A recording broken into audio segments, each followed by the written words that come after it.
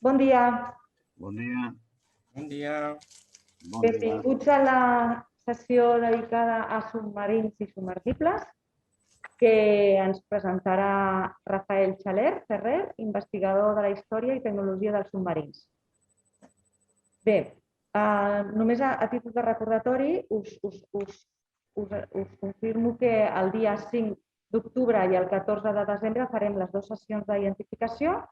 La d'octubre la dedicarem a la fotografia de Manuel Galilea i la de desembre la dedicarem a vaixells de la companyia transatlàntica, sobretot el que són els interiors. D'acord? Llavors, la sessió d'octubre la dirigirà el Jaume Fufré i la de desembre serà l'Eugeni Canyades.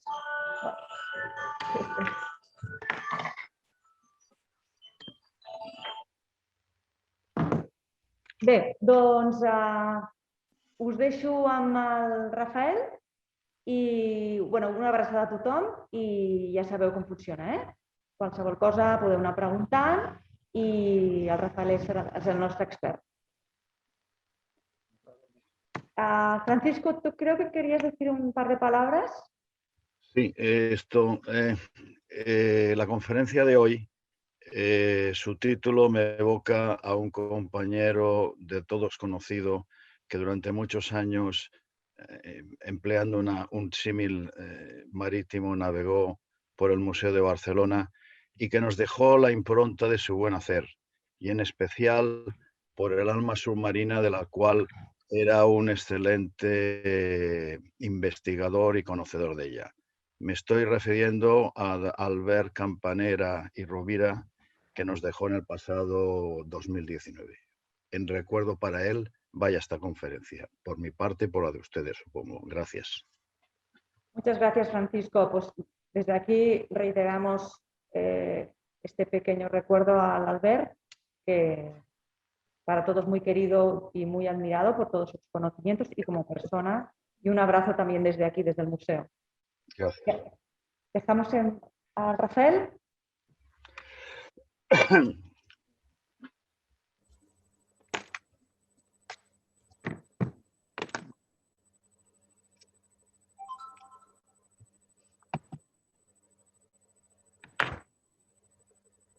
Buenos días a todos. Buenos días. Buenos días. Me ha emocionado tus palabras, Francisco, porque recuerdo la última imagen que tengo de Albert Campanera en la puerta de la biblioteca del museo.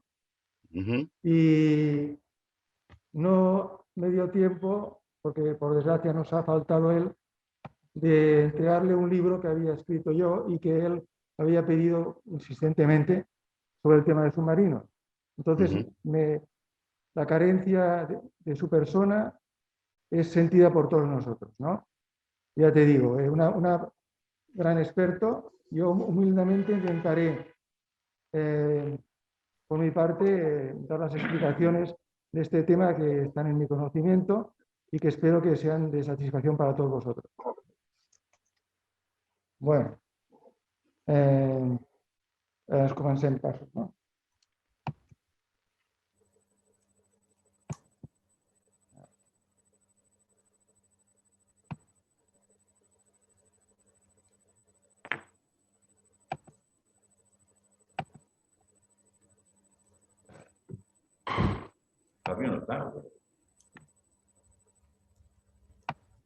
Bueno, la conferencia se trata de sumergibles y submarinos porque, como bien sabéis, no todos son sumergibles, sino todos son submarinos. Aunque haya gente que los confunda por igual, pero con vosotros, que sois personas entendidas en el tema, conocéis que hay que son sumergibles y hay que son submarinos. Por eso se titula de esta manera, para distinguir los unos de los otros. Esto es lo que veamos el tema. Entonces, para identificar a los sumergibles submarinos, pues hay varias maneras. En tiempos de paz es relativamente fácil de identificar porque llevarán un escudo o pueden llevar un emblema, aparte del pabellón nacional, evidentemente, o una combinación de unos y otros, pero claro, en tiempos de guerra las cosas cambian, ¿no? En los submarinos civiles, porque también los hay, porque todo el mundo piensa que solamente submarinos de guerra, no, también hay submarinos civiles, cada vez hay más, no hay dificultad de identificar porque estos están siempre con su número y con su nombre, que nos indican de qué compañía, si es una compañía privada o si es de un sumergible añadido a una flota de un país determinado, que también los hay, pues también llevará el símbolo de esa armada correspondiente. Claro, en tiempos de paz es relativamente fácil, pero en tiempos de guerra o cuando hay un conflicto, todo se complica, porque lo primero que hay que hacer en un sumergible, en un submarino, con cualquier buque de guerra, es evitar que sea identificado por el adversario. Por lo tanto, se borrarán los símbolos que puedan llevar a identificar qué nave es y de qué país pertenece. En aguas propias, lógicamente, para evitar confusiones que puedan provocar fuego amigo o un incidente nefasto, se llevará a un tipo de símbolo que lo identifique por las fuerzas propias. De una manera o de otra, en las fotografías, a base de estos emblemas o escudos, aunque no haya pabellón o no haya un numeral, o a partir del diseño del casco, de la torre o vela, de si lleva artillería o no lleva, de la distribución del diseño del casco, etcétera, podemos tener una idea de qué nación pertenece y de qué época de la historia pertenece esta fotografía de este sumergible o submarino, ¿no? También hay unidades concretas, es decir, unidades de sumergibles o submarinos que se han hecho una sola unidad o se han hecho series de 2 o 3 muy limitados, con lo cual es más fácil identificar.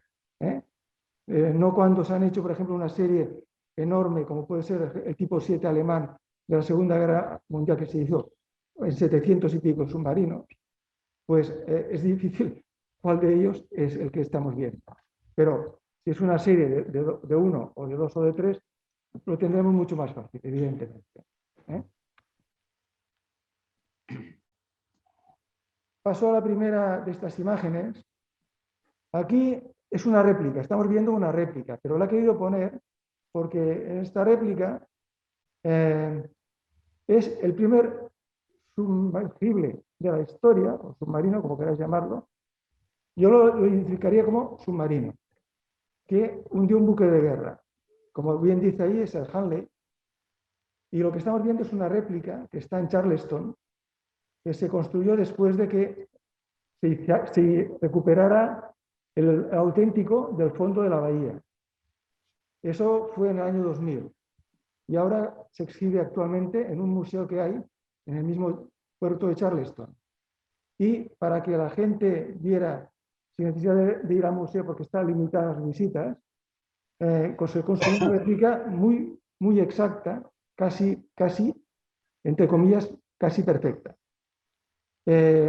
Una característica de la construcción en esta época, como podéis ver, era que el remachado, ¿no? Y os diré más, la construcción del casco estaba hecho con el hierro con el cual se construían las calderas de las máquinas de tren, las locomotoras, para que veamos. Y la pértiga que vemos en la proa, en el extremo superior, es donde se sujetaba la carga explosiva que en su momento hundió a la corbeta de los unionistas, el Housatonic. Bien. Después se supo que debido a una onda explosiva provocó el naufragio del submarino y la muerte de los tripulantes. Pasamos a otra. Aquí, aunque la fotografía no es muy nítida, la he querido poner porque nos toca muy de cerca, por cuanto que se trata de Dictineo, el 2, en este caso.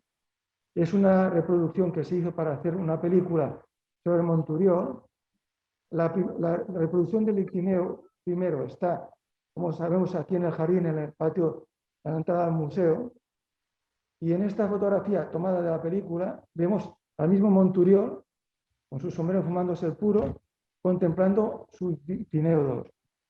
El ictineo 2, como su nombre indica, es el nombre de un pez.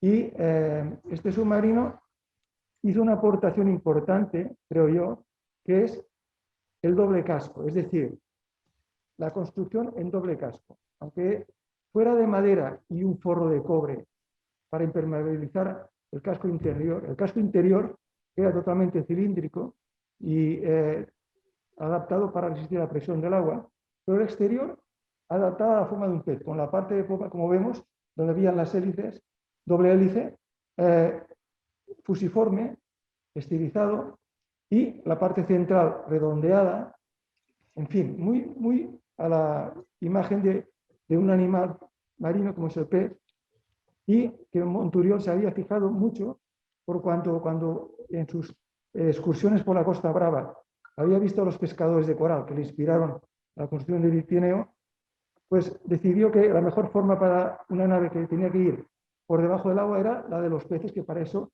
la naturaleza les había adaptado para navegar por debajo del agua, ¿no?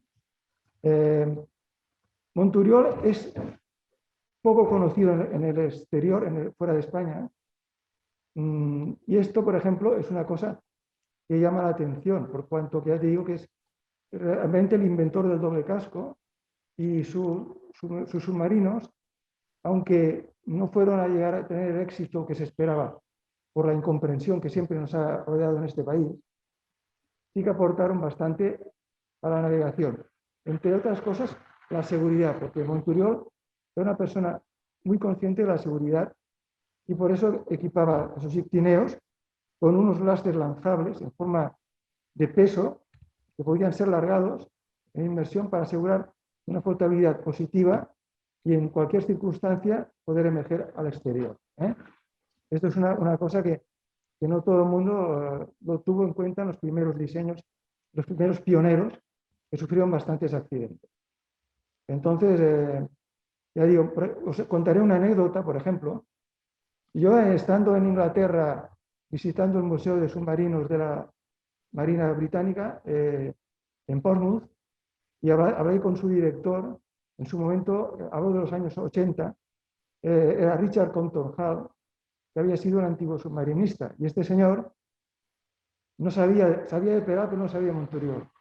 Entonces, posteriormente a mi viaje, mi visita, le envié un facsímil de la obra de Monturiol, El arte de navegar por debajo del agua, que se había vuelto a imprimir aquí en Barcelona en los años 80.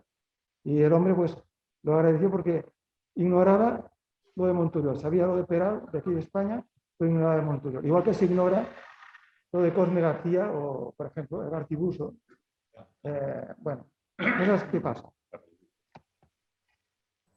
No necesita presentación, pero sí que es bonito contemplar cómo después de estar arrinconado primeramente en la base de Cartagena y durante muchos años en la plaza pública en Cartagena, creo que era la Plaza de los Héroes de Cavite, si no recuerdo mal, ahí estuvo expuesto, ahora se conserva en buenas condiciones, es decir, que la intemperie y los elementos no lo estropeen, sino que pueda mantener más o menos en condiciones el casco.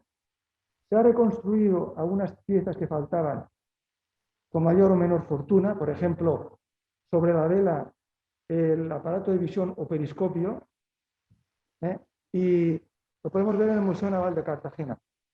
Es un submarino, clarísimamente, con un diseño también fusiforme, hidrodinámico, adaptado para navegar con la misma resistencia debajo del agua, de un simple casco. Y en la parte de su proa vemos lo que es la escultura del tubo lanzatorpedos, porque Peral, entre otras cosas, fue el primer submarino de la historia que lanzó con éxito, no como otros, con éxito un torpedo. Como vemos que está expuesto en la parte inferior a la derecha, un torpedo de bronce. ¿de acuerdo? Lanzó varios en las pruebas. Creo que era de corbata. Sí. Sabemos todos que Peral no consiguió que se adaptara a su submarino por la flota, pero creo que fue el almirante americano, no se pronuncia muy bien en inglés, Denway o algo así, que en Filipinas, en Cavite creo, dijo que si España hubiese dispuesto de un submarino como el de Peral, su flota no hubiese podido nunca vencer y entrar en Cavite. Esto nos lo dice todo, ¿no? También vemos en la parte de proa una de las dos hélices en la parte inferior que servían para sumergir y mantener la cota del submarino a la profundidad deseada mediante un aparato que diseñó Peral que se llamaba el aparato de profundidades, cuyo secreto no se sabe muy bien porque hay poca información al respecto, pero bueno, parece ser que estaba inspirado en el sistema que mantiene a profundidad un torpedo mediante una serie de válvulas hidrostáticas que funciona según la presión del agua en la determinada profundidad.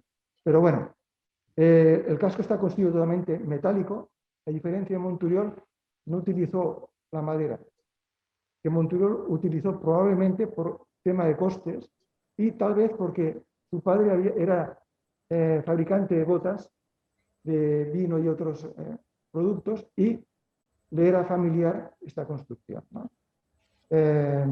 Bien, poco más podemos decir del Peral que no conozcamos.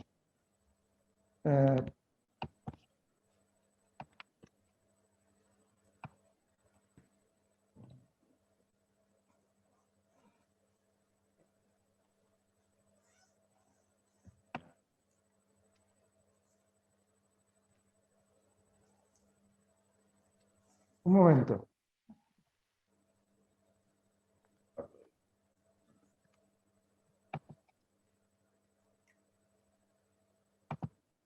Bien, esta fotografía tiene un truco. A ver, seré sincero. Aunque la pone el nombre Narval, de hecho es el segundo de la serie que empezó con el Narval, porque fotografía buena, nítida del Narval, más que se contemplara globalmente, me ha sido difícil de encontrar. Entonces he utilizado esta fotografía del Brumer, que es casi clavado al Narval, para que nos hagamos una idea de lo que es un sumergible. Me explicaré.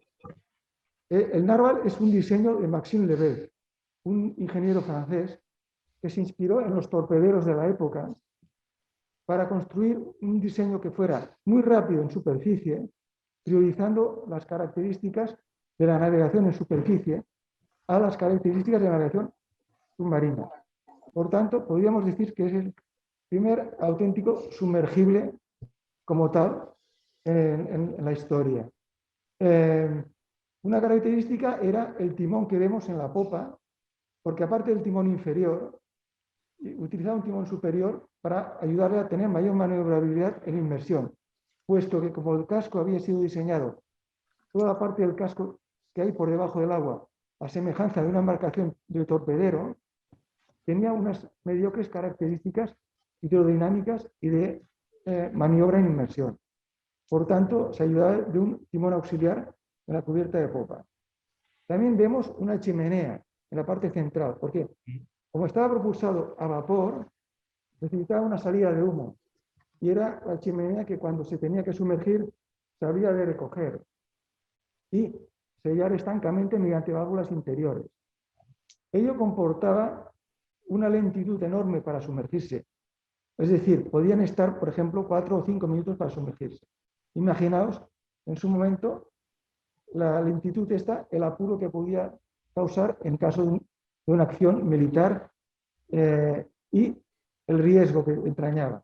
Pero le daba una gran velocidad en superficie y unas características marineras muy elevadas.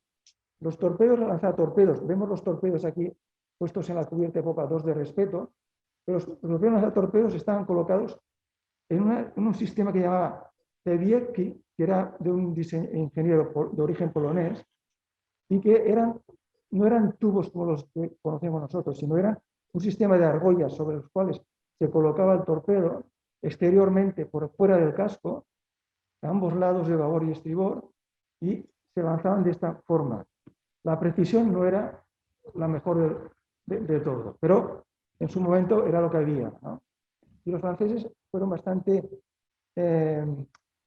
digamos, seguidores de este sistema durante los años anteriores a la Primera Guerra Mundial, porque no olvidemos que el naval es anterior al primer conflicto.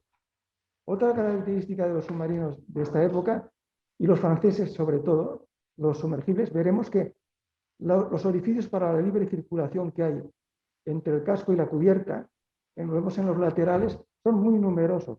Es casi como un enrejado continuo. Esto también es una cosa a tener en cuenta. Bueno, otra cosa de los sumergibles de aquella época, la carencia de una torre o de una vela como tal. Es decir, que cubriera y cerrara el puente, que permitiera al oficial y los vigías que tripulaban y dirigían la nave desde superficie estar a cubierto de los elementos. Al contrario, todo era un poco destartalado, improvisado, un poco cada uno a su manera. En este caso, vemos que hay dos pedestales para los periscopios que sobresalen. Vemos a la derecha de la imagen, detrás del marinero, la esclusa, donde hay unos portillos de visión para el acceso a la escotilla y el nombre del submarino, Curie. Los franceses tenían en esta época, hablamos ya de un submarino de la Primera Guerra, tenían la costumbre de poner el nombre en letras soldadas a la torre sobre un plafón, a veces de bronce, otras veces simplemente de acero, lo cual nos facilita conocer de qué submarino se trata. Pero también nos indica una cosa, y es que nos encontramos con unos diseños que evolucionaban continuamente. Es decir, es una época de grandes transformaciones. No pasan 2 o 3 años sin que haya una renovación, tanto del diseño en general como de los elementos auxiliares en particular. Los puentes o torres son de numerosos niveles. Por ejemplo, vemos 2 oficiales en la parte de proa del puente, en una plataforma elevada que simplemente es un pedestal sobre el cual están ellos expuestos a los elementos, pero les da mayor visión, porque no olvidemos que la altura del sumergible o del submarino sobre el agua es mínima, mucho menor a la de cualquier barco, incluso de un simple torpedero, con lo cual la visión a larga distancia es muy mediocre. Ya no hablemos si las condiciones meteorológicas son malas o son con lluvia, con niebla, etcétera, etcétera. Todo ello, cosas a tener en cuenta. También vemos que aquí hay, creo, la bandera en la parte de popa de la puente, vemos ahí flotando la bandera. Bueno, eso nos facilitaría mucho la identificación. Esta fotografía, aunque no es muy nítida, hemos de acostumbrarnos a que no siempre, cuando se ve una imagen de un buque o de un sumergible o de un submarino, lo vamos a ver como en las películas, para que lo veamos todo tan claro. Saber identificar las cosas en las condiciones del momento. Aquí estamos en el canal de Kiel, que lleva, que se construyó para enlazar desde el mar, digamos, Báltico al mar del Norte. Es un U-boat alemán. El diseño no nos deja lugar a dudas. Vemos que la cubierta del casco es bastante plana. La proa chata es un sumergible. En la vela advertimos que en la parte superior de la vela, que es un poco más alta, lleva una lona con un salvavidas. Es decir, dándose cuenta de los problemas que tenían, porque cualquier rociada de mar inundaba el puente y los pobres vigías estaban continuamente sometidos a la intempestividad de las olas, se adaptó una especie de lona que se izaba y se forraba la torreta y se podía desmontar y recoger para sumergirse. Algo simple. También vemos debajo de la lona y en el centro de la torre unos portillos. Es decir, en esa época todavía habían en cristal generalmente de cuarzo, grueso para resistir la presión del mar, unos portillos que desde dentro de la torreta, cuando navegaban, por ejemplo, entre dos aguas, es decir, con la cubierta sumergida, a punto para una emisión rápida, en tiempos de guerra, y la parte solamente aparte de la torre fuera del agua, y si había mala mar, se guiaban a visión de portillo, no visión escena, sino porque la escotilla estaba cerrada y se guiaban con lo que podían ver a través de los portillos. En la parte de popa de la torre vemos una chimenea. A diferencia de que hemos visto en el francés, en el narval francés, que era una chimenea, digamos, para el vapor, porque los franceses utilizaron mucho la máquina de vapor y la caldera, eran muy partidarios de la mayor velocidad posible en superficie. La escuela francesa tenía esta mentalidad de priorizar las carencias de superficie. En este submarino sumergible U-Boot alemán lleva un motor de combustión, no caldera de vapor, pero lleva una chimenea porque es un motor de parafina, de aceite. Y si fuera en color, veríamos que aquí se parece blanco, pero es un gris azulado. No es oscuro, como en un submarino de vapor que es más negro, o con petróleo. Es un gris azulado. La parafina, como todos sabéis, es un aceite más o menos denso que se utiliza para varias cosas. Por ejemplo, una curiosidad que, si me permitís, si veis en cualquier escalera de dispositivos contra incendios con una manguera y un manómetro de cualquier edificio público, edificio de oficinas, etc., los manómetros normalmente están llenos de parafina. ¿Por qué? Porque cuando se prueba y se comprueba la presión de los manómetros, si la aguja se había disparado contra el tope y se rompería o se doblaría. Por lo tanto, le ponen parafina a efecto de que se mueva suavemente y no golpee con fuerza. También la parafina se utiliza, como sabéis, para rehabilitar lesiones en las manos, con movimientos en un bol con parafina para hacer líquida. Pero bueno, en ese momento, a principios del siglo, poco antes del año 14, los motores de parafina eran bastante utilizados. Luego pasaron al motor Corting, ya de petróleo, etcétera, etcétera.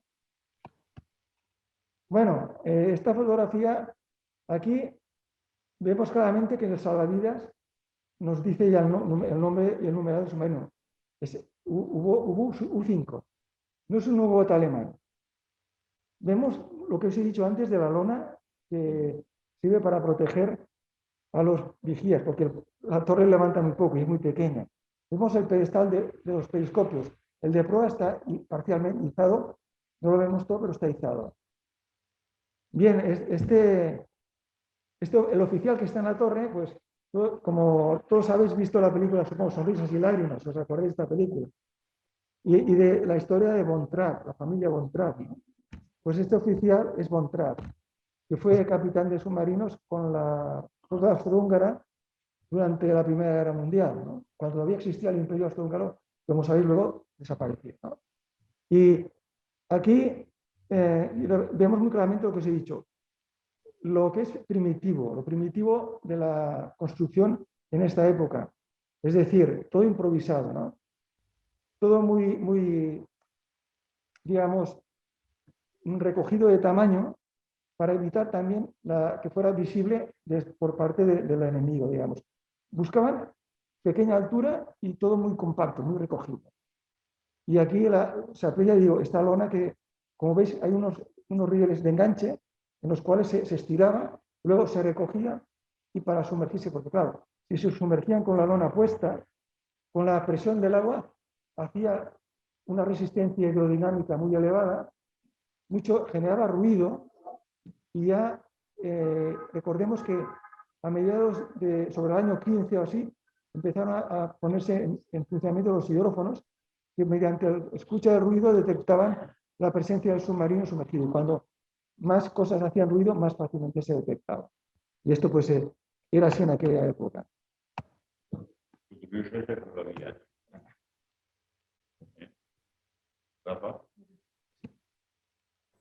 Sí, los salvavidas lo llevaban todos. No, la forma de salvavidas. Sí, parece como un buey, para llevar a un buey, ¿no? No redondo. Sí, bueno, llevaba muchos salvavidas porque eran frecuentes los accidentes pero no el accidente que estáis pensando de que el submarino se pierda, porque el submarino si se perdía bajo el agua, estaba ahí y no servía para nada. Se debía al salvavidas porque era frecuente que los vigías o los tripulantes, un golpe de mar los llevara al agua. Hombre al agua, y entonces inmediatamente se echaba salvavidas que tenían ahí a mano. ¿Por qué? Pues porque las torretas no estaban bien protegidas, como hemos dicho, ¿no? Aquí, en esta fotografía, vemos una cosa curiosa, y es un círculo, es en blanco y negro, pero el círculo era azul oscuro, de un submarino alemán, el U-16, es decir, ya empezaban los alemanes, los que más lo han utilizado, a poner símbolos o emblemas o algo que identificara a un submarino de otro. Estos símbolos se fueron primero paulatinamente individuales y luego se extendieron bastante generalizados. Más en la Segunda Guerra que en la Primera, pero ya en la Primera se empezaron a poner algunas cosas. Bueno, la torreta de esta EBUA de la época esta, de la guerra, de la época de la Primera Gran Guerra Mundial, eran muy abigarradas, muy poco hidrodinámicas, construidas con diferentes niveles. Vemos que en la parte delantera de la torre hay un primer nivel sobre el cual destaca lo que parece un tubo que en realidad es un pedestal para un periscopio, porque había submarinos que llevaban 3 periscopios. O sea, no 1 o 2, no, hasta 3. Vemos como el timonel está en la parte delantera a la intemperie completamente, porque la lona que está parcialmente recogida no llevaba a cubrir al timonel. Eso es curioso, cubría donde iban los vigías y oficiales, que era la parte de popa de la torre.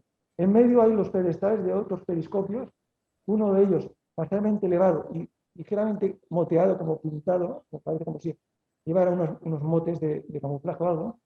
Y en la parte de popa vemos lo que ellos le llaman el jardín, que se popularizó posteriormente y era simplemente una parte descubierta de la torreta con una especie de balcón o balconada que permitía a la gente pues estar un poco más resguardado en la parte de popa que la proa de las olas, incluso fumar el cigarrillo o salir a respirar un poco de aire, porque no olvidemos que estar debajo encerrado durante tantos días, pues también la salud se resentía y siempre que podían, y más en aquella época, que no había casi aviación, muy poca aviación, y los barcos se divisaban a gran distancia por el humo de las chimeneas que quemaban muchos carbón o etcétera, pues daba tiempo de sumergirse. Por lo tanto, en general, ya habían evolucionado los tiempos de inmersión, ya no tardaban 5 minutos, podían tardar 1 minuto, o incluso algunos un poco menos, pero bueno, ya era diferente. También vemos una luz de señalización en la parte central de la torre, al lado de babor, y llevaban una babor y una estribor, como todos los buques en general en aquella época. Eso todavía se estilaba bastante. Bueno, esta fotografía es posterior a la Primera Guerra Mundial, es de los años 20, pero fijaos en lo que es el diseño francés típico, que hemos comentado cuando hemos hablado del narval. Es decir, un casco que tiene entre los orificios para la libre circulación un enrejado que cubre casi todo el espacio entre el casco y la cubierta. ¿Lo veis?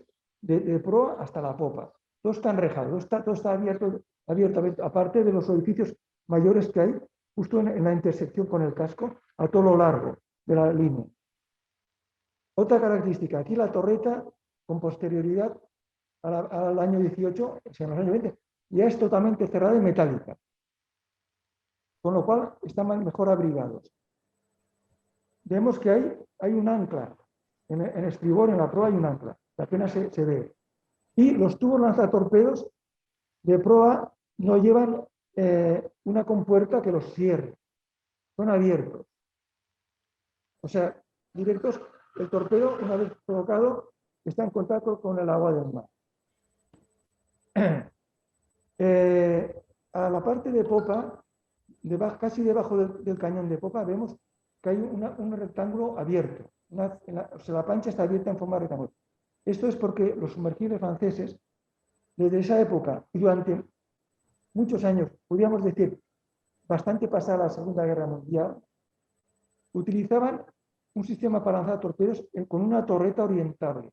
Esto se podía orientar por estribor, que es este costado que vemos, o por el otro lado de babor, mediante giratoria, en la cual podrían haber 2, 3 o hasta 4 tubos lanzatorpedos. En este caso, 2 tubos lanzatorpedos.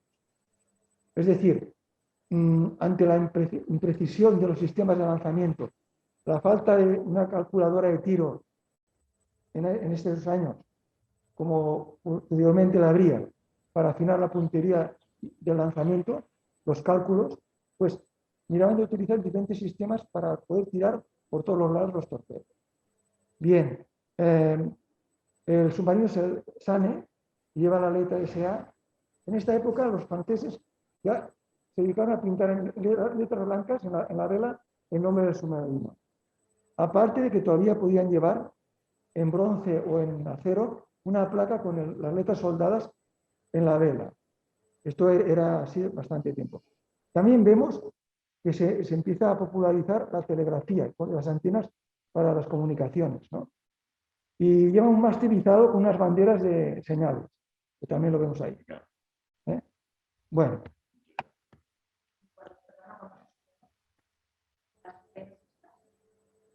Las antenas que van tiradas son fijas, no se mueven.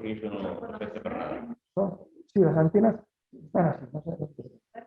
Estos cables van estirados así, están así. ¿No? Los cables no varían. Aquí lo veremos. Sí, pero en la fotografía anterior, en el SANE, las antenas que van desde la proa, pasando por la vela o torre hasta la popa, así se quedan, tanto en superficie como en presión. En este que vemos ahora, el NINFE, que las letras la vemos, sabéis que en francés la F es PH, por lo tanto es NP en las letras blancas que vemos en la popa de la torreta, NP, NINFE. Y en la parte de la proa de la torre veis en el costado unas letras soldadas. Pone NINFE, pero en las letras soldadas. ¿Por qué? Porque, como os he comentado, mantenían las letras en blanco, las iniciales, con las letras soldadas en plata o directamente en bronce sobre la torreta. Aquí vemos que este sumergible es ya un poco posterior al anterior, porque el anterior es una modificación del sumergible de los años 14, 15, etc. Este es un sumergible construido y diseñado ya en los años 20, mediados de los 20. Y tiene que los tubos lanzatorpedos en la proa sí que llevan una compuerta que cierra, como veis, y los otros están abiertos. Ya no lleva en la libre circulación todo enrejado, sino que lleva los orificios clásicos a nivel de la cubierta con el casco, a todo lo largo, en forma cuadrada, y muy numerosos. La torre para lanzar torpedos de la popa lleva una cubierta por encima que la hace más hidrodinámica y evita que esté abierto a la mar, como veis aquí también. Es un rectángulo en la popa, donde hay los 5 marineros en pie. Y lleva 2 antenas que son recogibles y de manera hidráulica o eléctricamente. ¿Por qué? Porque durante la Primera Guerra, sobre el año 15 y 16, los alemanes empezaron a utilizar este tipo de mástiles porque las comunicaciones a gran distancia, cuando sus submarinos nadaban en el Atlántico, salían más allá del Mar del Norte, no les llegaban las ondas de radio. Entonces, con este sistema de mástil, que eran mástiles en principio, se construyeron de madera, luego de metal, huecos para quitar pesos muertos. Estos mástiles pues llevaban la comunicación, luego para sumergirse se recogían de una manera hidráulica o eléctrica mediante un motorcillo y quedaban planos sobre la cubierta. Así no ofrecían resistencia aerodinámica ni molestaban.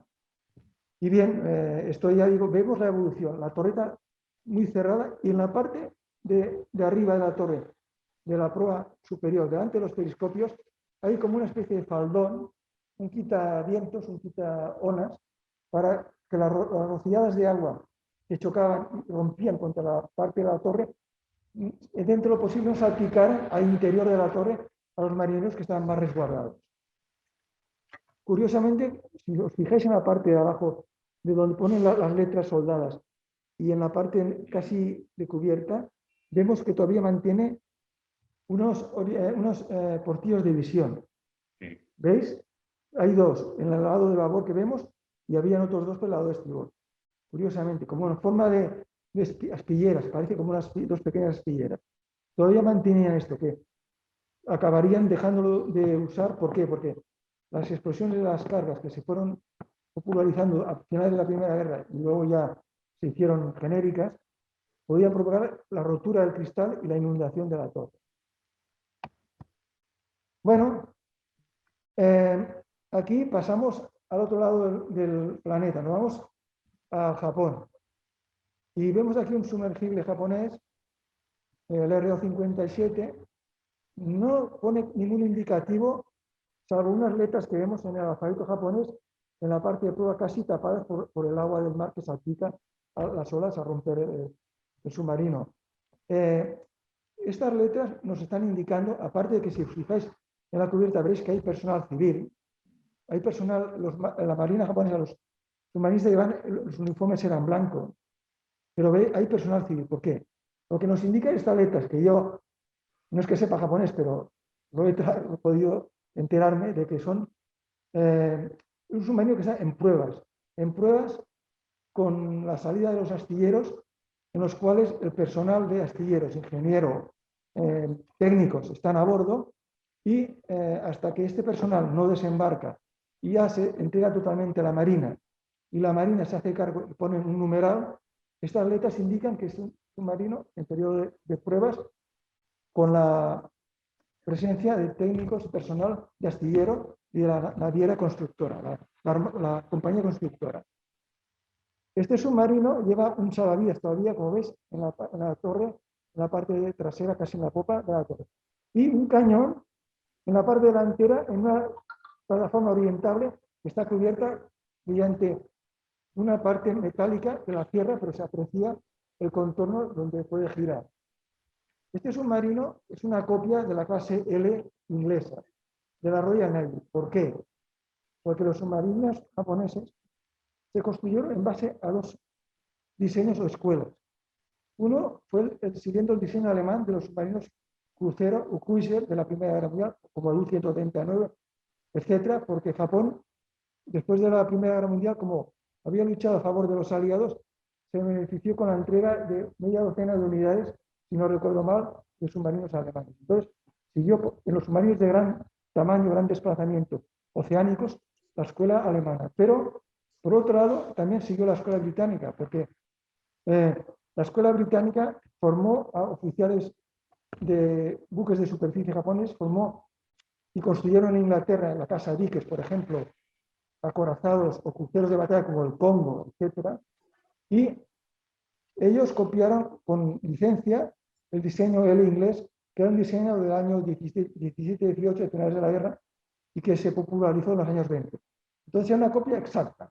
Digamos que los japoneses en su momento, como luego hacían posteriormente, copiaban muchas cosas y las mejoraban si podían, ¿no?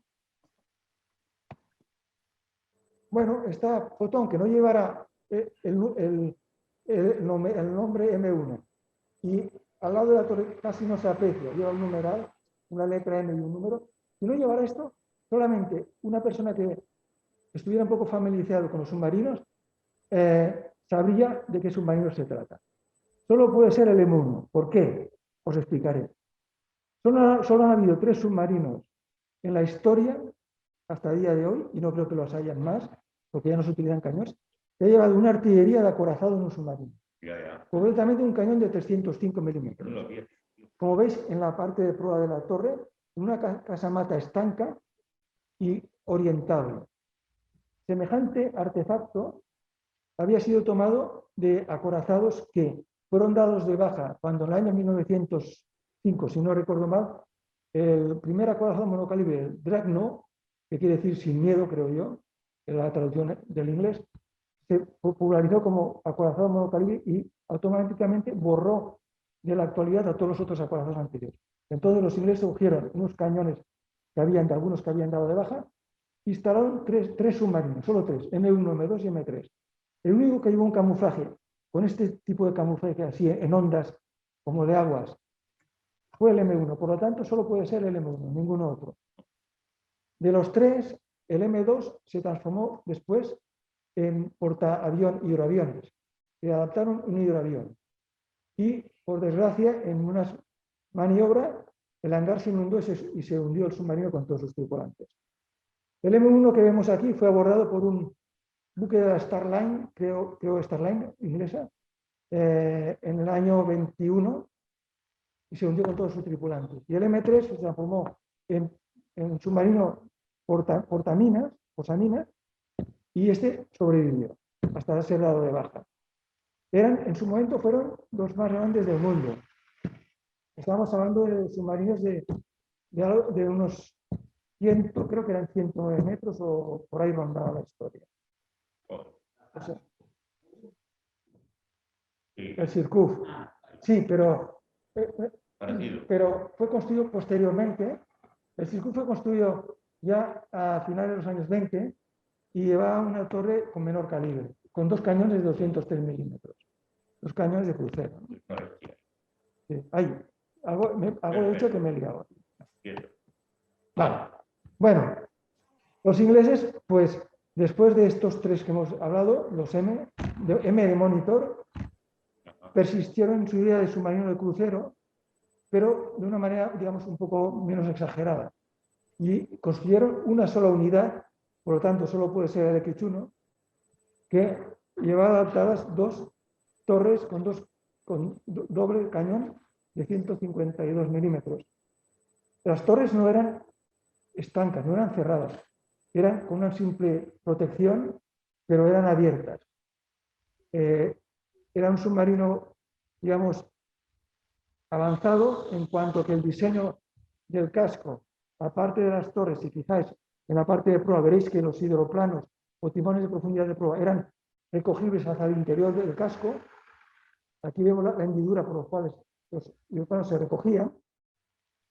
Y llevaba también unos mástiles de orientación de radiotelegrafía, pero a diferencia de ser hidráulicos eran izables, telescópicos, como un periscopio, para entendernos, ¿vale? Lo cual hacía que a la hora de sumergirse eran recogidos dentro del casco y por lo tanto todo era un poco más aerodinámico. Si os fijáis bien, hay muy pocas aberturas para la libre circulación. ¿Veis estos orificios circulares redondos que hay al costado de estribor? Si los contáis, hay muy pocos, ¿vale? Eso, aparte de unos pocos pequeños que hay en la parte de proa, delante del ancla, que hay un ancla, pero estos de la parte de proa son para lo que llaman, no sé si pronuncio muy bien el inglés, perdonadme, que no soy muy entendido en eso, es buoyance tank, tanque de flotabilidad, quiere decir. Es decir, para darles condiciones marineras en alta mar, lleva un tanque vacío, lleno de aire, para que la parte de la proa flotara más sobre la ola y no, al pegar un machetazo, no se clavara dentro de la ola. Bien. A la parte de abajo he puesto un dibujo que es el dibujo sacado del libro oficial de reconocimiento de la Royal Navy de siluetas para todos sus submarinos, en el cual se aprecia más claramente la semejanza de la foto con lo que es la silueta, ¿no?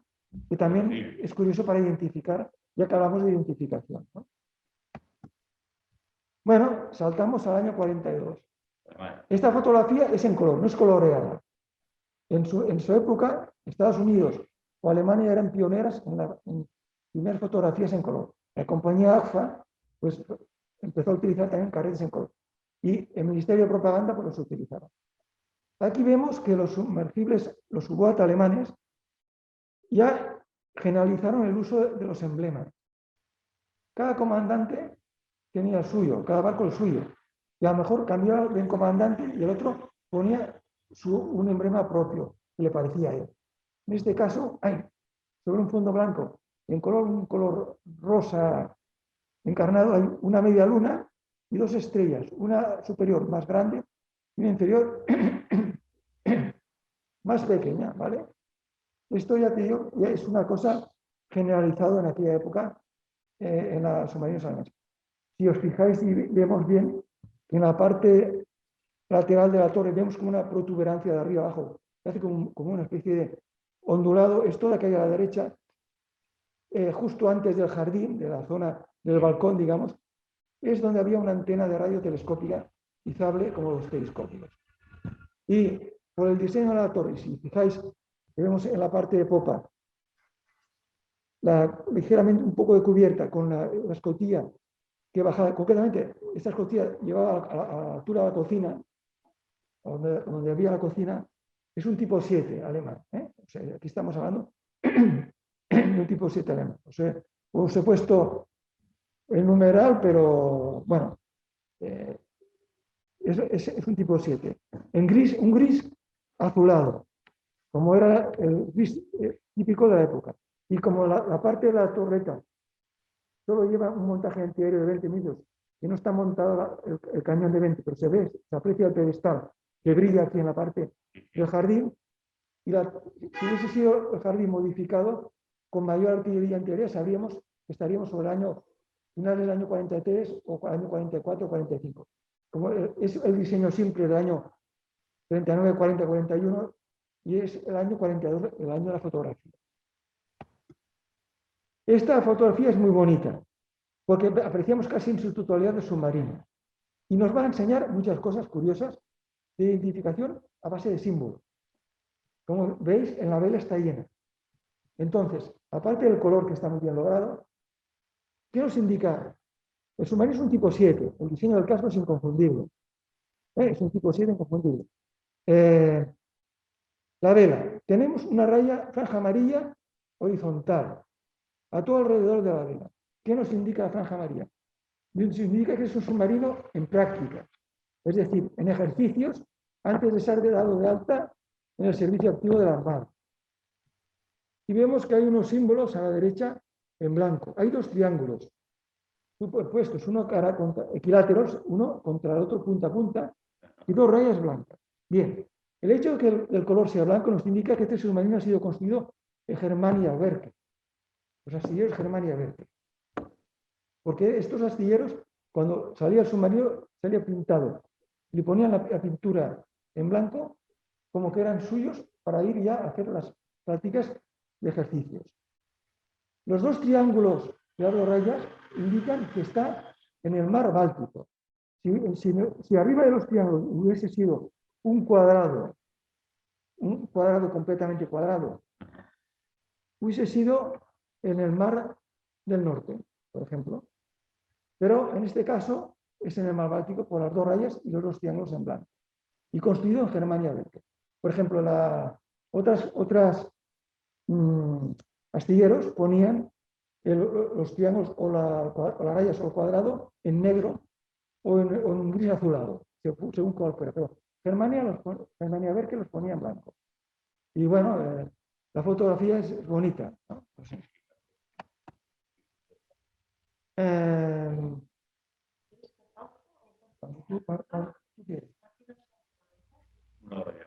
Sí, yo creo que sí. Yo creo que más o menos. Yo que llevamos ya unos... Sí.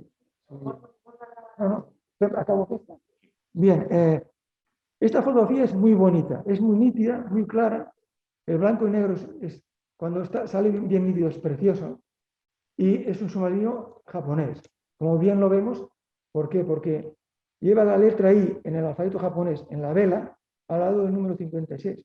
El signo este es la letra I, que designa a los submarinos oceánicos japoneses. Bien, el número es el 56, ¿vale? Y 56. El número que vemos en la proa entre lo que es el áncora y los hidroplanos de proa o timones de profundidad, que también son recogidos, el número 19 indica su posición dentro de la flotilla, la escuadrilla de submarinos a la cual pertenece. Es el I-56 y es el número 19 de la escuadrilla de submarinos que él pertenece. El diseño de este submarino es lo que os he dicho antes cuando hemos hablado del RO-27, que eran a semejanza del tipo L inglés. Es un sumergible inspirado en los alemanes de la Primera Guerra Mundial, de gran tamaño, los cruceros U-139, etcétera, de gran tamaño. Lleva un paravientos para olas delante del cañón, para que rompa la ola y proteja algo a los artilleros. Y la construcción de la torre, que en la parte delantera lleva como un abombado, es porque el puesto de combate estaba en una parte resistente construido dentro de la torre. Dentro de la torre había un cilindro resistente donde había el periscopio de ataque y la calculadora de tiro, porque los japoneses ya empezaron a utilizar calculadoras de tiro, y le daba esa forma ligeramente abombada para aprovechar el espacio. Lo que hay en la parte superior, que parece como una protuberancia, era como una especie de periscopio telemétrico para la puntería del cañón. Y bueno, también un típico de los submarinos japoneses era las ventanas para los vigías en la parte superior de la vela. Y bueno, también lleva los dos mástiles de radiotelegrafía elevados, lo cual nos indica que esta foto es anterior a la Segunda Guerra, porque cuando la Segunda Guerra, todo esto ya había sido eliminado y el sistema de comunicaciones ya prescindían de estos mástiles. Bueno, seguimos ahora con el resto de las fotografías. Esta fotografía, bueno, los que habéis estado en Cartagena ya sabréis evidentemente que esta es la base de Cartagena, ¿no? Veréis, se trata de uno de los 3 serie D que se empezaron a construir antes de la Guerra Civil y se acabaron bastante posteriormente a la Guerra Civil. Y curiosamente el diseño, tal como lo vemos, es el diseño original como se terminaron, y nos recuerda bastante a los submarinos U-bote alemanes, sumergibles U-bote alemanes de la Segunda Guerra Mundial. El cañón que vemos es un 88, es un 8,8 alemán. Sabéis que en España, mediante el programa BAR, que quiere decir, creo que es OSO, en los años de la Segunda Guerra Mundial se compró material a Alemania, desde carros de combate Panzer IV, Stuka 3, cañones de 88, se compró muchas cosas, bueno, lo que pudieron comprar, y también compraron cañones del 8,8 y también se construyeron bajo licencia. En este caso, es un cañón de 8,8 el que lleva en la proa de la torre, en una plataforma para el tiro. Y vemos una cosa que es detrás de la proa, de los primeros marineros que están dando al salir. Vemos como una pequeña, parece una escotilla que es una boya pintada en color blanco y, bueno, ¿veis que lleva una protección por encima como una especie de triángulo blanco. sí, lo veis, ¿verdad? ¿Lo veis? Pues esto es una boya de salvamento. Es decir, la boya de salvamento es un sistema por el cual un sumergible o submarino que ha tenido un accidente larga hacia la superficie mediante un cable que lo une, una boya que emite una señal de radio y incluso una luz destellante y lleva un cable de teléfono para que el equipo de salvamento se pueda comunicar con el submarino. Los timones de profundidad están recogidos detrás del ancla. Esto ayuda a la hidrodinámica del buque. Los orificios de la libre circulación, como veis, a lo largo del casco. Y en la parte de popa, veis que está pintada en negro. ¿Por qué? Mirad, los motores diésel que tienen ahí la salida de humos de escape cuando navegan en superficie, tienden a ser unos gases muy sucios, ¿vale? Que manchan mucho.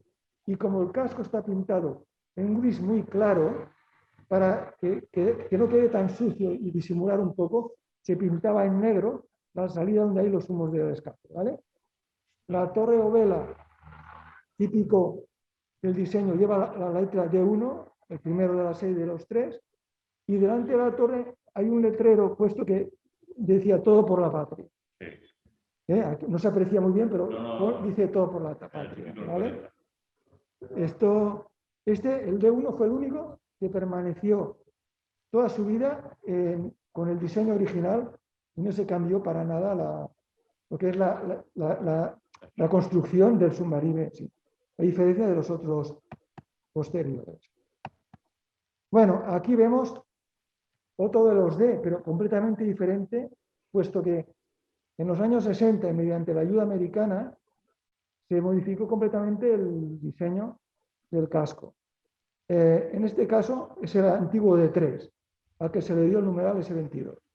Se pretendió conseguir unas líneas más hidrodinámicas que favorecieran la navegación en inmersión la vela está totalmente cerrada y el mástil del radar es fijo, no es retráctil. Eso se quedó así por falta de presupuesto.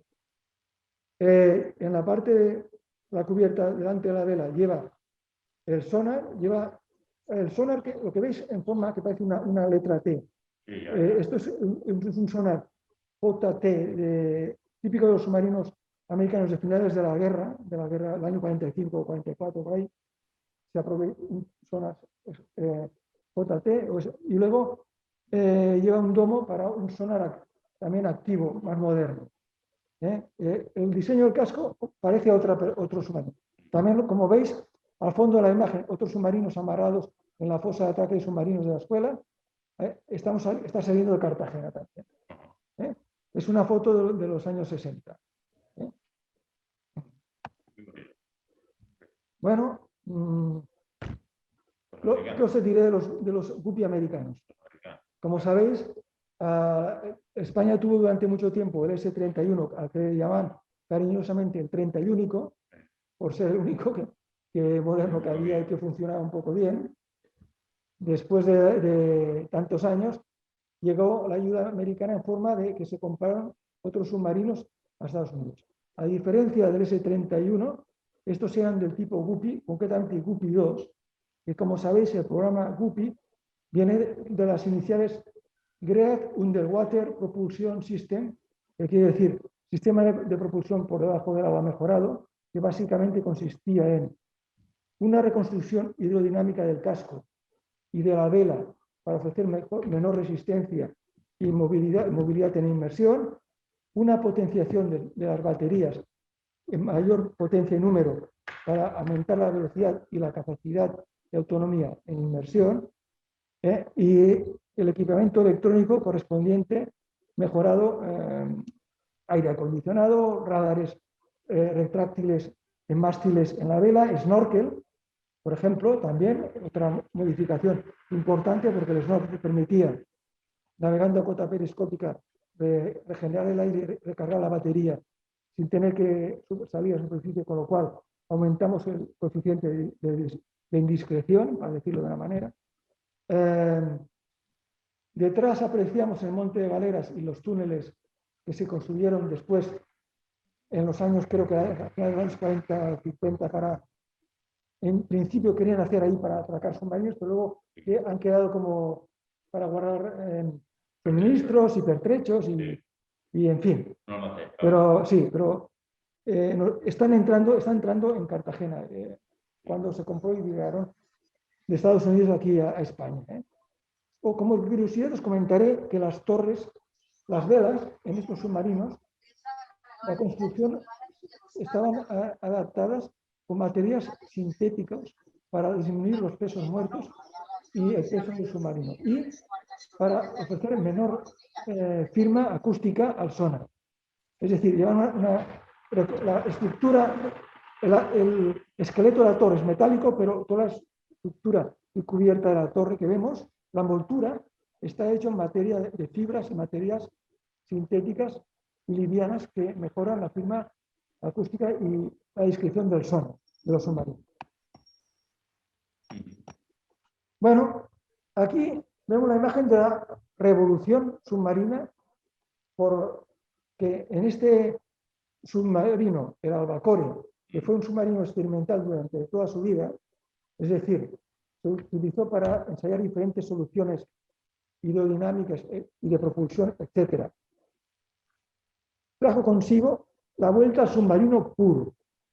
Aunque los alemanes con el tipo 23 y el tipo 21, a finales de los años de la Guerra Mundial, el año 44-45, entraron en lo que era ya el submarino y el diseño del submarino, el Albacore vuelve a la forma del cigarro puro, como hemos visto en el Peral, o por decirlo semejante de Monturiol. Es decir, un casco redondeado completamente, con una proa que aquí no se aprecia bien, pero es completamente esférica. Los timones, que en la imagen superior en blanco y negro vemos en forma de X, cuando se construyó el submarino, en un principio eran timones tradicionales en forma de cruz. pero posteriormente adaptaron en forma de X porque este submarino, navegaba tan rápido en inmersión con velocidades de más de 25 nudos en punta que se maniobraba como un avión.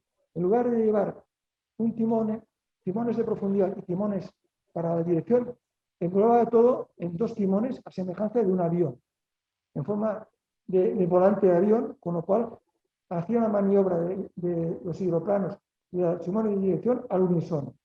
Bien, otra curiosidad muy interesante de este submarino. ¿Veis que en la parte de atrás de la popa, de la vela, de arriba a abajo, entre la bandera y el numeral, apreciáis una raya, como una silueta? Toda la parte atrás de la vela, de arriba a abajo, esta forma alargada de arriba a abajo, es otro timón auxiliar. La parte de atrás de la torreta ejerce de timón auxiliar girando a babor o a estribor según las necesidades, aparte de los timones que lleva en la popa. O sea, ¿por qué? La velocidad era extraordinaria. Y cuando este submarino cambiaba de cota en inmersión, por ejemplo, de 100 metros a 150 metros, era tan rápida el descenso o la subida en su momento que necesitaba el máximo de control de timones posible para evitar sobrepasar la cota de profundidad o quedar descontrolado. Otra cosa curiosa, vemos que los vigías o los oficiales que hay en el puente, fijaos que aparte del plexiglas que hay en la proa de la torre, veis que se apoyan en dos planchas circulares. Estas planchas cuando se sumergen se cerraban y entonces la torreta, la parte superior de la torreta, el agua no ejercía una resistencia ni un rumor hidrodinámico. Esperar, acaban de reapunte, exactamente igual. Bueno, esta foto es muy pequeña, pero nos sirve para ver cómo la Bundesmarine, después de la guerra, en los años 50, 60, cuando Alemania volvió a tener una flota de submarinos, siguió con la costumbre de llevar sus emblemas, cada submarino su propio emblema. Este es el U-7, aunque lleve el S-18, que es el numeral 18 de los submarinos de la flota alemana de su momento, y lleva un emblema. El emblema, en color, es un trébol en la parte inferior derecha de 4 hojas en verde, una espiga de trigo en medio que parece como una ramita, luego en arriba hay un símbolo musical, que yo no entiendo música, no sé decir muy bien cuál es, en la parte superior izquierda, en color blanco, ¿vale? Sí, parece como una lira o un instrumento. Una cabilla de trigo. No, es como una letra musical del pentagrama musical que yo no sé decir. Pero el color es el trébol inferior derecha de 4 hojas en verde, la espiga que hay un color amarillo y el otro en blanco. Y es el U-7 de la nueva serie de submarinos alemanes construidos en los años 50 y 60. Os recuerdo una cosa curiosa. La Bundesmarine, los primeros 3 submarinos que tuvo fueron 2 tipos 23 que se recuperaron del fondo del mar en los años, creo que a principios de los años 50, el Hedge y el High, y un tipo 21 que se utilizó para experimental, que le pusieron el nombre Wilhelm Bauer. Y que el Wilhelm Bauer se puede ver hoy día en Hamburgo, que está puesto como museo a flote. Otro detalle curioso, si fijáis que el capitán, que continúa llevando la gorra en blanco, como los comandantes de los submarinos de la Segunda Guerra Mundial, fijaos bien que si fuera por el uniforme casi parecerían submarinistas de la Segunda Guerra Mundial. Se apoya con su mano derecha, se coge el periscopio de ataque. Fijaos cómo la finura de la botella, que es la parte superior donde está la lente, y la figura del periscopio, que es fino, extra delgado, para que cuando no se vea, prácticamente sea visible cuando navegan a cota de periscopio. Pero fijaos el tamaño, que es inferior a la muñeca de un hombre. Bueno, ahora pasamos a una época ya mucho más reciente. Estábamos hablando del submarino chileno General Carrera. No lleva ni numeral, ni bandera, no lleva nada. Nada que nos indique, pero os digo que es el General Carrera, que fue construido parcialmente en Cartagena y ensamblado, porque sabéis que durante un tiempo, entre la DCN francesa y los astilleros de aquí que habían de Navantia, Izar, bueno, Navantia se construyeron a medias los submarinos. Izar, que fue el sucesor de Navantia. Y se construía una parte en Francia, otra parte aquí, se ensamblaban. Concretamente hizo las pruebas de mar con tripulación aquí en las aguas españolas y luego se entregó a Chile. Tiene dos, el Carré y el Higgins. Estos submarinos son de la serie Scorpen, que es junto con la serie de los alemana, que han construido 214. Son de los más modernos que hay, no nucleares. En la fotografía veamos unos detalles. Por ejemplo, vemos en el casco unas marcas en rojo en forma como de herradura. ¿Vale? Esas marcas señalan puntos del casco donde en caso de un accidente que el submarino quedara en el fondo, los equipos del casco pues, pueden conectar conducciones de aire y conducciones de aire comprimido para soplar los lastres y para suministrar aire a la tripulación. A popa de la torreta vemos en la cubierta una boya de salvamento redonda que se ve en plano sobre la cubierta, justo donde termina la vela, a popa. ¿Vale? Lleva una luz blanca que... Aquí las gotas tornan a picar y baixo, ¿vale? Lleva una luz que haría luz para señalar la posición. Lleva izados el mástil del snorkel, la popa de todo de la torre. ¿Lo veis? Delante del snorkel lleva un mástil de contamedidas electrónicas y delante el mástil del periscopio de observación. El periscopio de observación es muy grueso porque lleva equipo de fotografía, lleva equipo de radar de detección de radar y veis que está pintado en camuflaje. Si no fuese por la parte superior negra, diríais casi ni se vería en el mar salpicado.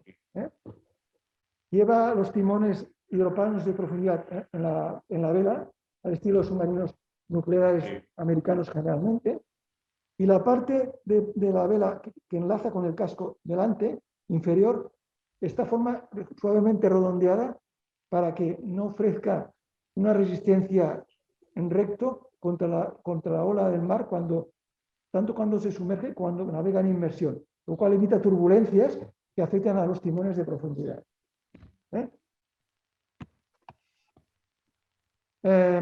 Este es lo último de lo último que ha hecho Alemania, equipado con Air Independent Propulsion, propulsión independiente del aire en submarinos convencionales. Sabéis que Alemania no fabrica submarinos nucleares actualmente.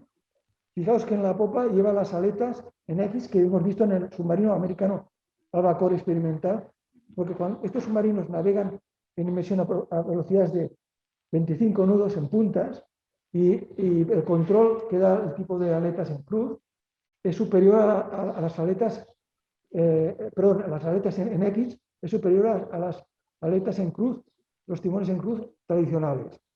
Y los timones de profundidad en la vela es generalizado. Y la parte delantera lleva esta curvatura que hemos visto antes, mucho más pronunciada que en el submarino Scorpion, mucho más. La vela también es más pequeña, más bajita, para minimizar la protuberancia de la vela sobre el casco. Y todo esto está construido a cubierta de la vela con materiales sintéticas y recubiertos de resinas antirradar y antisonar. Material aneoico que llaman, para que no absorba y no refleje las ondas de detección que se pueden dar. ¿Vale? Estos submarinos, los Scorpene y los de la serie U-212 alemanes, como el U-34 que vemos aquí, son de lo más avanzado que hay en submarinos no nuclear hoy día en el mundo. Hago mención del recién votado S-81 y Dios mediante veremos cómo sale. Fijaos otro detalle. Aparte de numeral S-184, lleva el U-34 en la vela arriba y al lado del U-34 un emblema. ¿Sí? O sea, un emblema que apenas se ve, blanco y azul. Es el emblema típico del submarino, porque continúan con... Bueno, es blanco, azul y... pero bueno.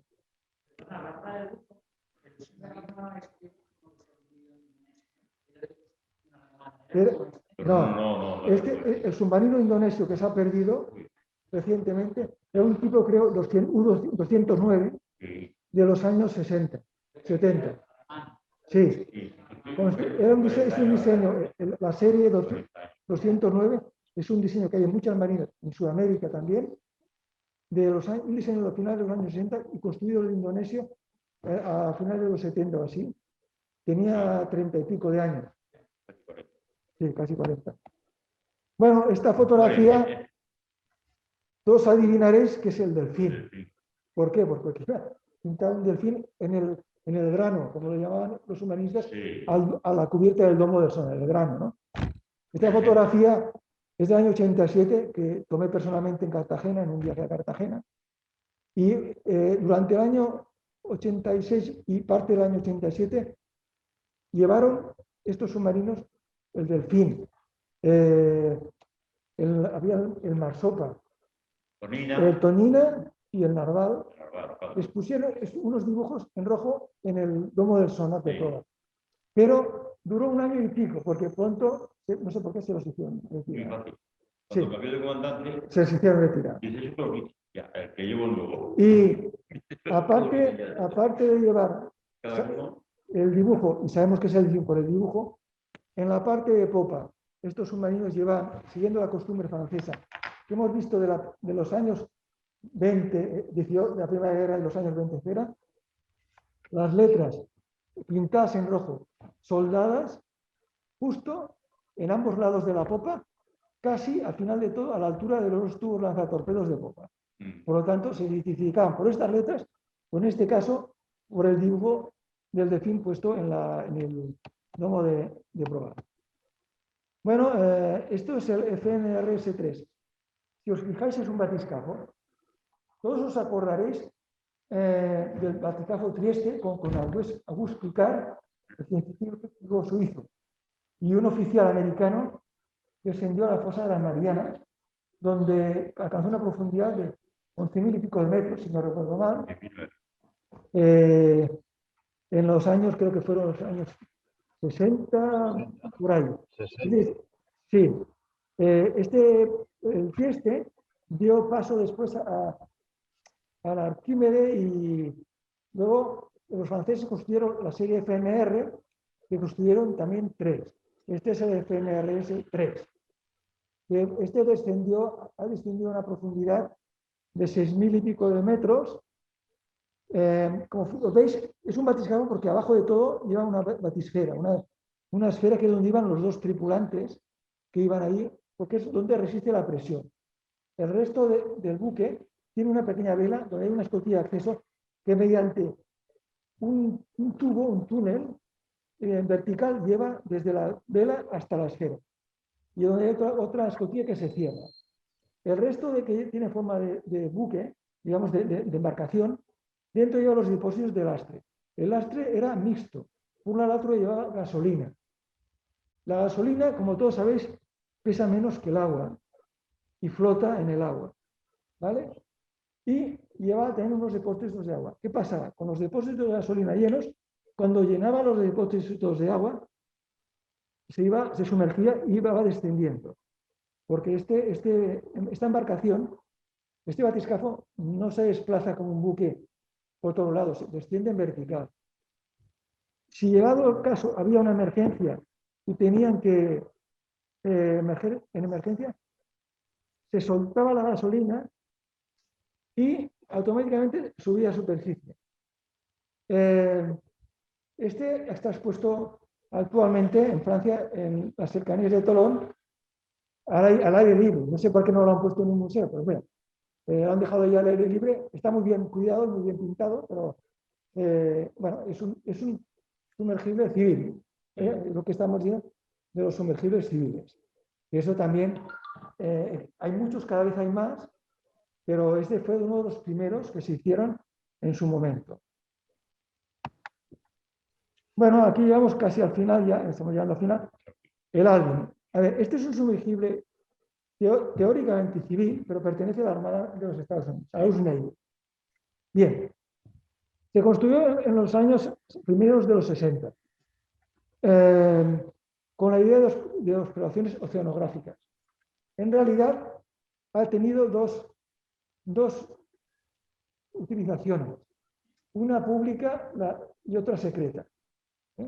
Veis que lleva en la vela Office of Naval Research, es decir, búsqueda naval, oficialmente, investigación naval, y el nombre Alvin. Este se hizo famoso porque en el año 66 localizó las bombas de Palomares. Todos sabéis que hubo un accidente entre un avión cisterna y un B-52 americano, que del resultado de la colisión cayeron algunas bombas al mar. Una. Sí, Una. cayó, otra en la playa, pero cayó una al mar y no la encontraban. Como no la encontraban, enviaron este sumergible a buscarla. Al final lo encontraron gracias también a la ayuda de un pescador, tengo entendido, que después de estar mucho tiempo buscando les dijo por dónde iba. En 7 ocasiones. Sí, al final le hicieron caso. En 7 ocasiones. Y al final, haciéndole, como tú muy bien dices, Francisco, haciéndole caso, llegaron a encontrar la bomba de Palomares. Lo cual quiere decir que muchas veces la persona sabe más que la máquina. Bueno, ahora, curiosamente, en el año 86, con el doctor Robert Ballard, un oceanógrafo muy importante, localizó los restos del Titanic. Se filmó, se documentó, se ha hecho un libro, todo muy bonito. En realidad, la búsqueda del Titanic era la excusa, porque lo que este submarino estuvo haciendo como pantalla con la búsqueda del Titanic fue también filmar los restos del submarino Treasure y Escorpión de la Armada Americana. Sabéis que la Armada Americana tiene en su haber de submarinos nucleares 2 pérdidas completas. Primero el Escorpión, luego el Treasure. Estos 2 submarinos, pues con la cobertura del Titanic, que también filmaron, aprovecharon la expedición para filmar los restos y saber el estado de cómo contaban estos 2 submarinos, porque no lo olvidemos, llevan, aparte de los reactores nucleares, llevan torpedos con cabezas nucleares. Con lo cual también trae un peligro. Es decir, todo el mundo ha tenido sus accidentes, no solamente los rusos han perdido submarinos nucleares, sino que los americanos también han perdido los suyos. Y se utilizó para esto, ¿no? Y actualmente tengo entendido que está retirado del servicio activo ya, porque ha sido sustituido por otros de más modernos. Pero bueno, estuvo en activo casi 30 años largos, o sea, lo cual dice mucho de la construcción y del nivel de calidad que los americanos, eso sí lo han tenido siempre. Sin algo han destacado los submarinos americanos y por la calidad y duración de sus componentes y equipos. Bueno, esto es lo que... Ahí están todas las fotografías que yo he puesto. Y si queréis, pues abrimos un turno de ruegos y preguntas, lo que queráis decir. Por favor, antes de... Amigo, ¿cómo se llama? Rafa. Óyeme, antes de que me tenga que marchar, porque esta mañana tengo 1 hora para que me pongan un supositorio en el brazo izquierdo. Bueno, ya sabes lo que me refiero. Sí. Exactamente. Que vaya todo nada más decirte en referente al Alvin. El Alvin era una empresa particular, que la empresa particular colaboró en la búsqueda de la bomba H que cayó en el mar. En la empresa particular, los tripulantes de este Alvin tuvieron sendos problemas con el almirante americano que llegaba a esta operación. Y precisamente la localización de la bomba vino por el pescador español de origen de Tarragona, que por 7 ocasiones, a ver, cuando él le explicó una cosa bien clara, cuando para el motor en una embarcación de pesca, triangula con una serie de posiciones. Y él dio la posición y la diferencia entre la localización y el lugar no excedió de 1 kilómetro. Pero es que los del Alvin siguieron las instrucciones del